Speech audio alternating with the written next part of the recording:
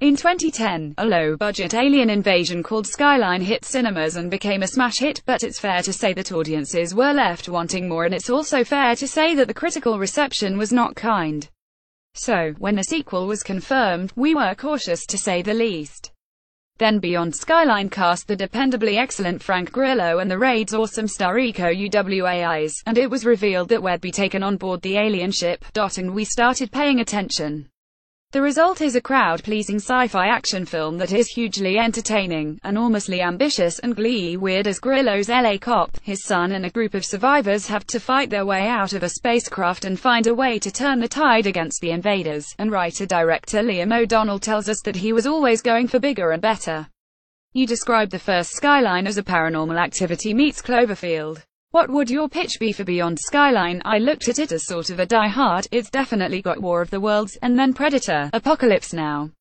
I love the first act of Die Hard, how you progressively get there with the characters and set everything up. There are a couple of shots in it, Crossfight versus the pilot in the bunker, that are straight homages to Arnold versus the Predator. Those were the sort of references that we were going for. It's definitely a that is drunk, maybe high, on other s. How beholden were you to the original when you were making this film? Did you want it to stand on its own? It's a weird balance because I did want it to fit together, and I think originally it was much closer in how you could almost inter-edit the S.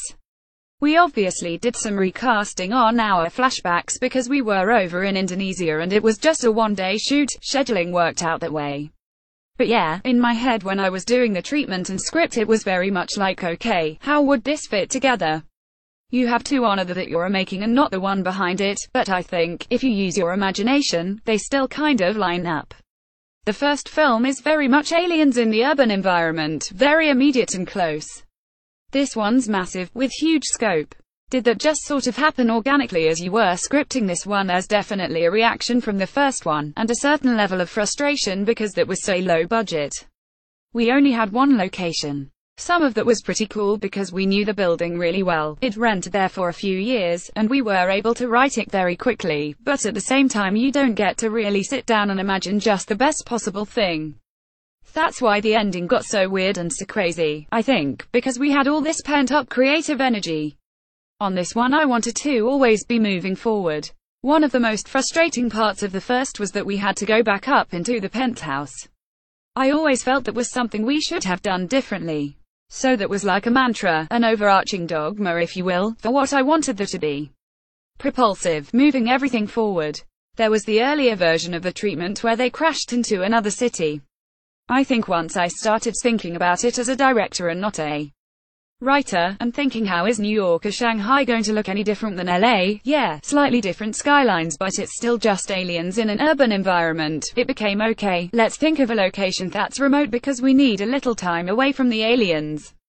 If it's over in Asia you have jungles. I love jungles. I love Apocalypse Now, and temples. The reason it became Laos is, one, my wife was born there, so it is something that is obviously in my life every day, but I wanted it to be a country that had a history of conflict with the American characters, so that there was a little bit of a commentary on the way things have gone.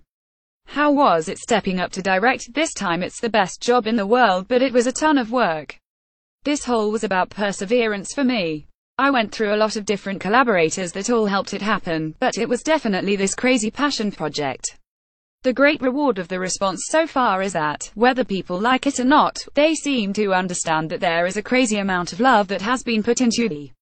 Do you feel there's scope for more films in the Skyline universe? Yeah, I mean it's so malleable. Now that we've done two that are just completely different. Without giving anything away, there's a setup at the end for something completely different, and we've been talking about that version, and there's interest in it. Again, with the aliens, we see a lot more of them, we learn a lot more about them, but there's still plenty of mysteries to uncover and new places to go. One of the great things about the ending of the first, and where we get to at the end here, is that it's not a reset. It was never a reset. The world is never just going to be the same again. I just love filming like that. Beyond Skyline is available now on Blu-ray, DVD and digital download.